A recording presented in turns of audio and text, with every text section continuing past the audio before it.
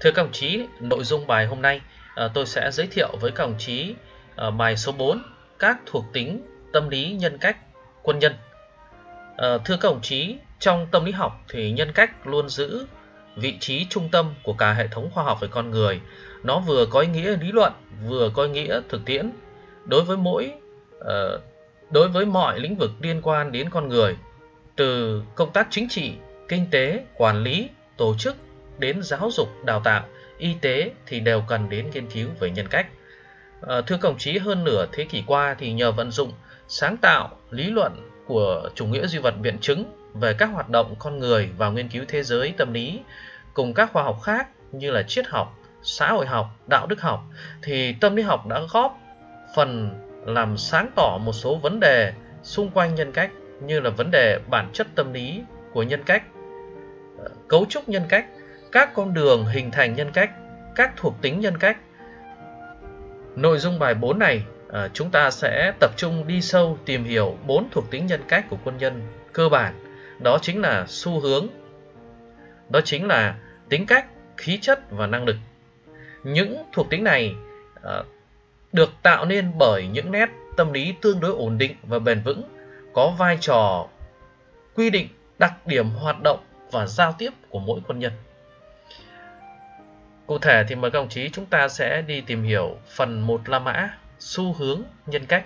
Một nhỏ khái niệm về xu hướng nhân cách. Khái niệm về xu hướng nhân cách. Chúng ta đi điểm A, khái niệm. Thưa các đồng chí, hoạt động trong cộng đồng lúc nào cá nhân cũng phải hướng tới một cái mục tiêu nào đó. Sự hướng tới này được phản ánh trong tâm lý mỗi một con người như là một xu hướng của nhân cách. Vậy xu hướng nhân cách là gì? Xu hướng nhân cách là gì? Thì có thể khái quát, theo tiếp cận tâm lý học thì xu hướng nhân cách là chiều hướng chung của những hoạt động sống cơ bản của con người, được cấu thành bởi những hệ thống động cơ bền vững, những mục đích quan trọng nhất định hướng thúc đẩy con người hoạt động để nhằm thỏa mãn nhu cầu. Khái niệm này thì các đồng chí có thể nghiên cứu trong sách giáo khoa trang 154. Thì có thể phân tích một chút về khái niệm này để các đồng chí thấy rõ hơn. Thì thưa các đồng chí, mọi hoạt động của con người chúng ta thì đều do động cơ và mục đích chi phối. Mọi hoạt động của con người là đều nhằm thỏa mãn một nhu cầu nào đó của cá nhân hoặc xã hội, nên nó luôn chịu sự chi phối của động cơ và mục đích. Hay nói cách khác, động cơ và mục đích là đặc trưng hoạt động của con người. Động cơ mục đích là cái bên trong, nó thúc đẩy con người chúng ta hoạt động hướng vào đối tượng để nhằm chiếm lĩnh đối tượng, thỏa mãn nhu cầu. Ví dụ như khi các đồng chí đói thì các đồng chí sẽ có cái xu hướng là tìm đến những nơi có đồ ăn. Khi các đồng chí khát thì các đồng chí sẽ có xu hướng tìm đến những nơi có đồ uống. Và trong quản lý mà chúng ta nắm được động cơ, mục đích thì nhà quản lý sẽ tìm ra được cái biện pháp quản lý phù hợp. Và một cái điểm nữa trong khái niệm này chúng ta cũng cần bàn đến, đó là hoạt động của con người thì nó tùy thuộc vào xu hướng nhân cách của họ. Xu hướng chính là sơ đồ, là cái chương trình bên trong của mỗi con người, làm nhiệm vụ định hướng, điều khiển, điều chỉnh và hình thành phát triển toàn bộ các thuộc tính nhân cách, liên kết chúng thành một chỉnh thể thống nhất, trọn vẹn. Và thưa các đồng chí, là xu hướng nhân cách ở đây nó không tách khỏi hoạt động, mà chúng được biểu hiện ra bằng những cái hành vi, hoạt động của cá nhân. Thái độ, hành vi và hoạt động nó phản ánh xu hướng của mỗi một cá nhân chúng ta.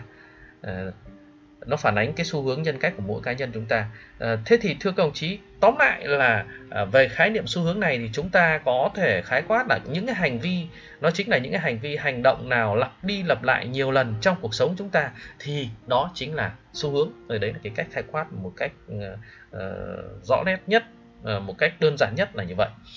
Thì khi biết được xu hướng của quân nhân thì nhà quản lý sẽ có thể dự đoán được hành vi của họ. Trong quản lý bộ đội thì nếu cán bộ quản lý mà nắm được xu hướng nhân cách của quân nhân thì sẽ giúp cho người lãnh đạo chỉ huy đơn vị quản lý quân nhân tốt hơn. Thế thì vậy thì vai trò của xu hướng nhân cách nó có những cái vai trò gì trong cuộc sống? thì chúng ta cũng có thể điểm qua một số cái vai trò cơ bản của xu hướng nhân cách. Thứ nhất là xu hướng quy định cái phương hướng cơ bản trong hành vi, quy định bộ mặt đạo đức cũng như mục đích cuộc đời của cá nhân. Vậy chúng ta có xu hướng gì? Xu hướng chính trị, xu hướng sinh hoạt hay xu hướng nghề nghiệp thì chúng ta sẽ nó sẽ biểu hiện một cách cơ bản trong những hành vi của chúng ta. Xu hướng tạo động cơ hoạt động, định hướng, chi phối và điều khiển, điều chỉnh hoạt động của chúng ta. Khi chúng ta có theo một cái xu hướng nào đó thì chúng ta sẽ hướng tới hoạt động xoay quanh những cái xu hướng mà chúng ta theo đuổi.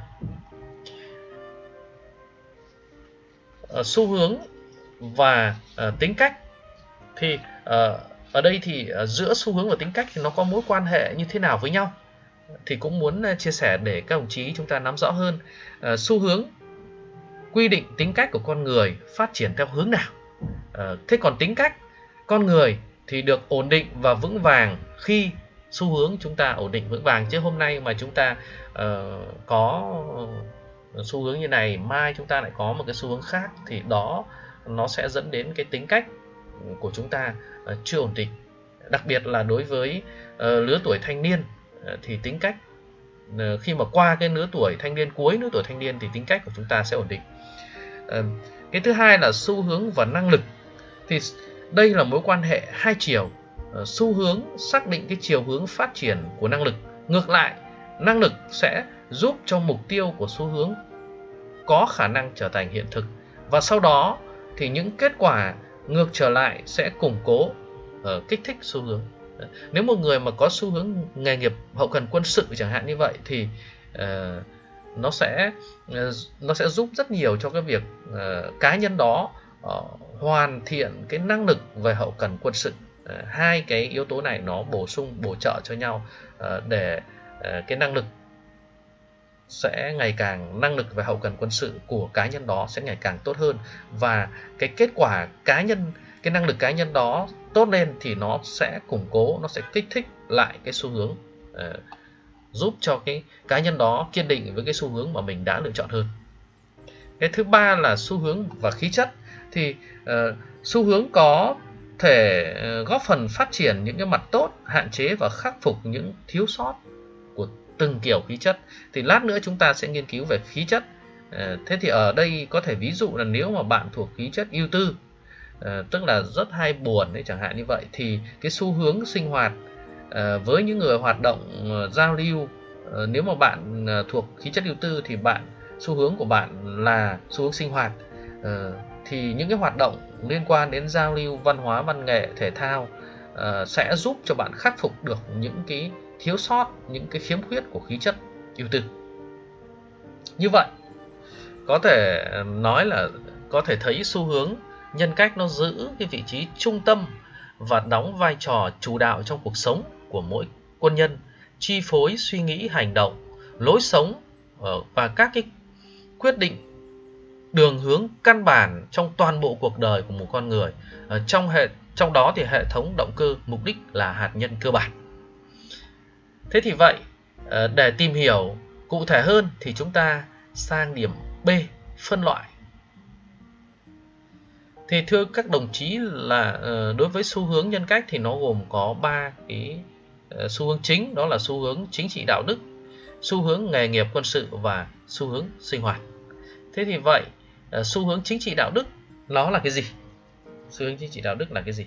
Thì ở đây có thể khái quát để chúng ta thấy rõ xu hướng chính trị đạo đức chính là những cái động cơ mục đích định hướng thúc đẩy sự phấn đấu trưởng thành về mặt đạo đức chính trị của quân nhân.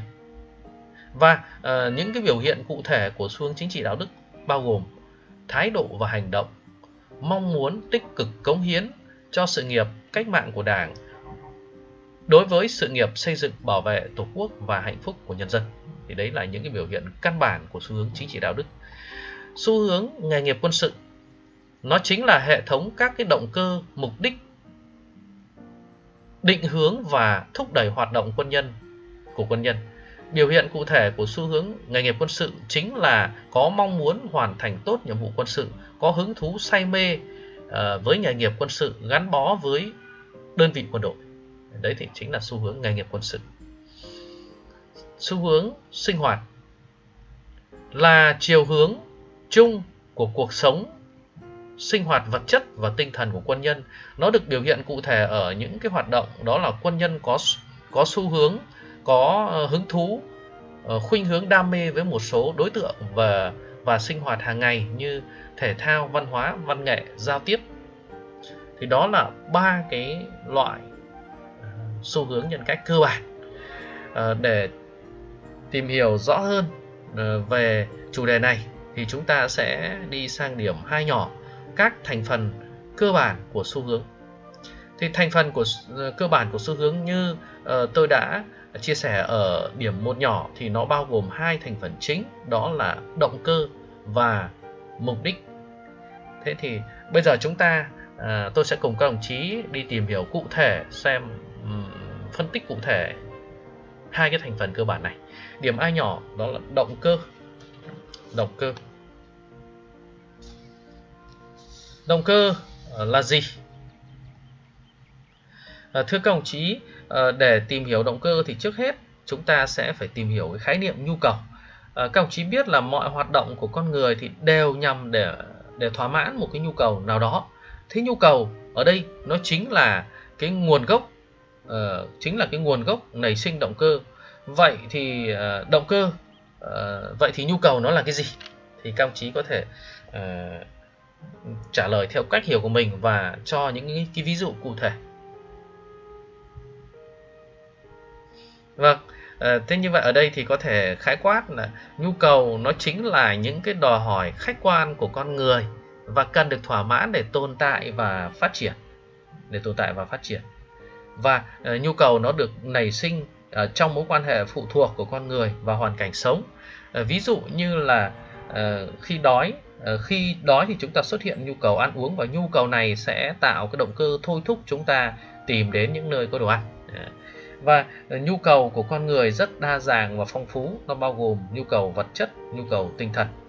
Nhu cầu chưa được thỏa mãn thì nó sẽ tạo nên cái trạng thái thiếu hụt, cần tìm đến một cái gì đó để thỏa mãn, và chính cái trạng thái này nó sẽ thúc đẩy cái tính tích cực của con người tìm đến đối tượng để thỏa mãn. Khi gặp đối tượng sẽ nảy sinh động cơ thúc đẩy họ hành động theo một phương hướng rõ rệt để nhằm chiếm lĩnh những cái đối tượng đó, và lúc này thì nhu cầu đã được cụ thể hóa bằng những hành động động cơ thúc đẩy cụ thể.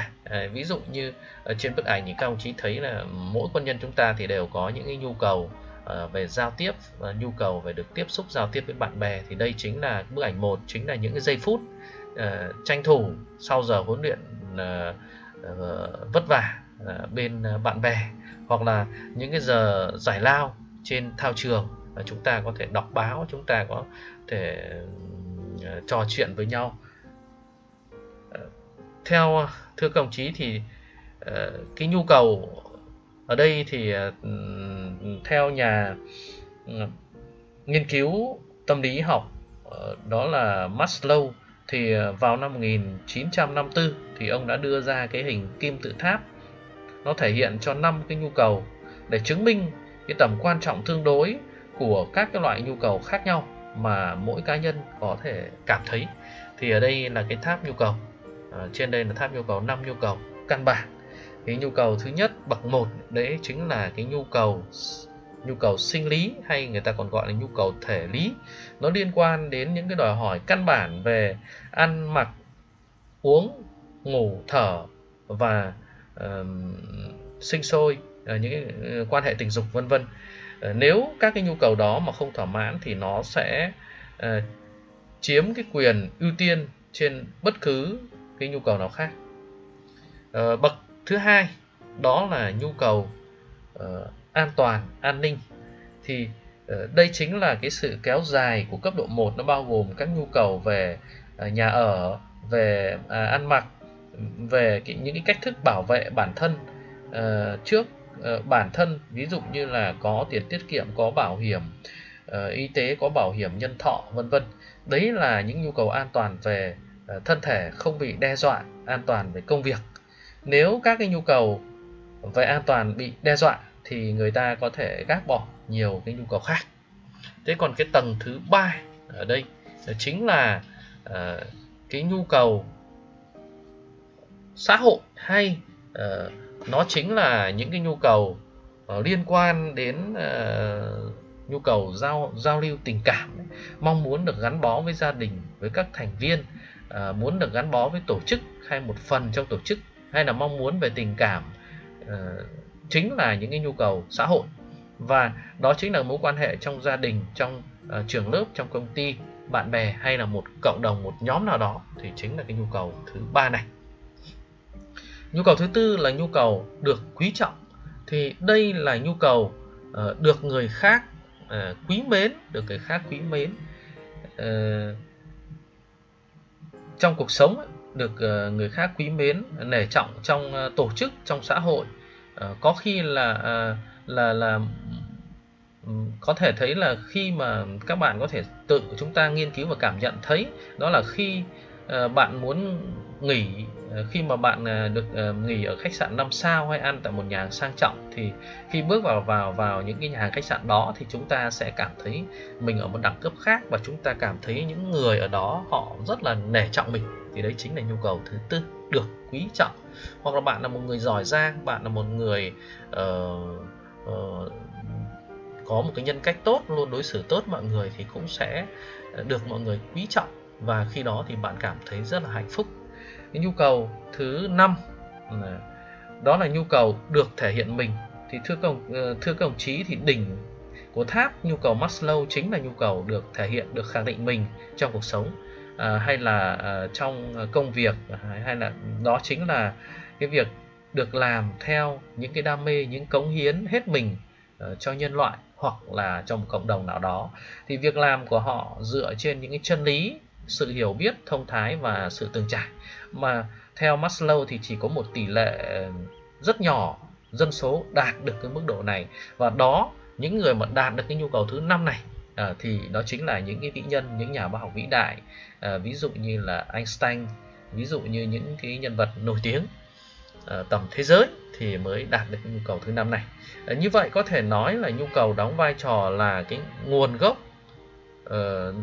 nảy sinh ra động cơ, và đến lượt nó thì động cơ lại được tập hợp lại trong cái xu hướng nhân cách. Vậy động cơ ở đây là cái gì? Thì thưa các đồng chí, thì chúng ta có thể khái quát ở động cơ là những cái được con người phản ánh và trở thành lực thúc đẩy bên trong, định hướng hoạt động của con người vào những đối tượng nhất định nhằm thỏa mãn nhu cầu. Thế thì thưa các đồng chí, động cơ ở đây nó không phải là bản thân nhu cầu, mà nó là nhu cầu được cụ thể hóa dưới dạng đối tượng mà chủ thể đang cần đạt tới, và nó có cái gì ạ? Nó có tác dụng thúc đẩy định hướng hoạt động. Và một cái điều nữa đó là cùng một nhu cầu thì có thể nảy sinh nhiều động cơ, và có khi cùng một động cơ lại có thể đáp ứng nhiều nhu cầu khác nhau. Ở đây thì các đồng chí có thể chúng ta cho những cái ví dụ cụ thể.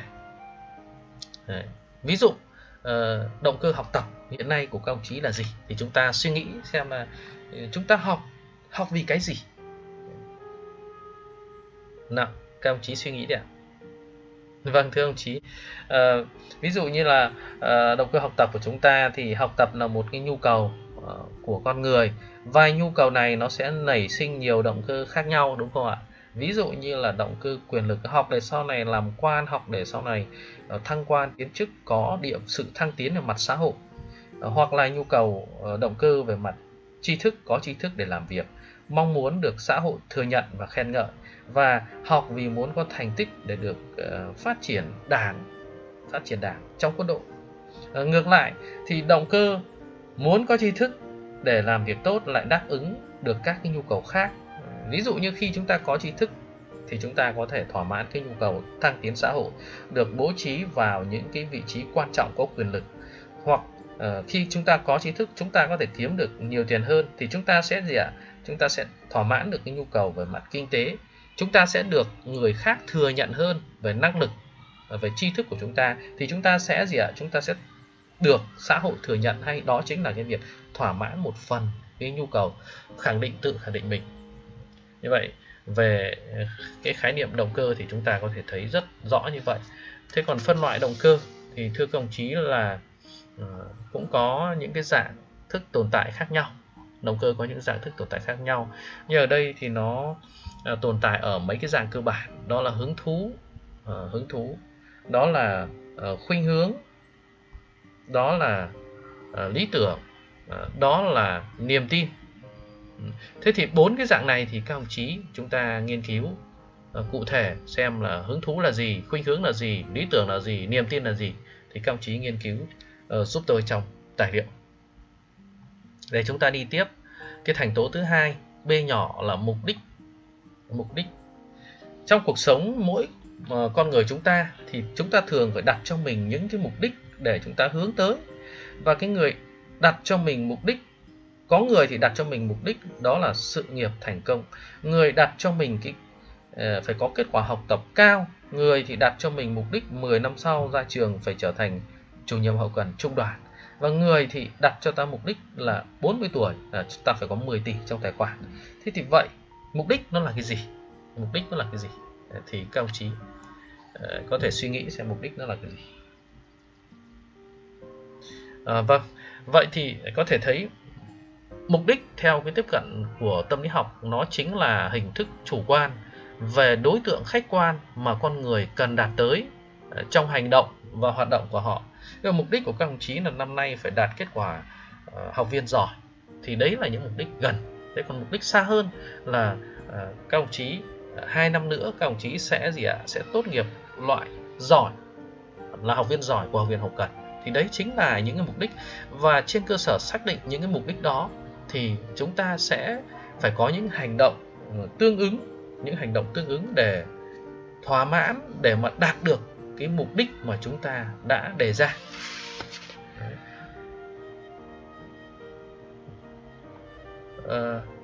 Mục đích thì thưa các đồng chí, có thể mục đích nó có thể định hướng cái hành động cụ thể của chúng ta, hoặc là cho cả một quá trình hành động.